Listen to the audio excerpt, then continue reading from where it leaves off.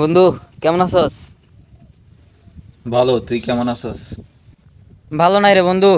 চেহারা সুন্দর না দেখা কেউ পাত্তা দেয় না।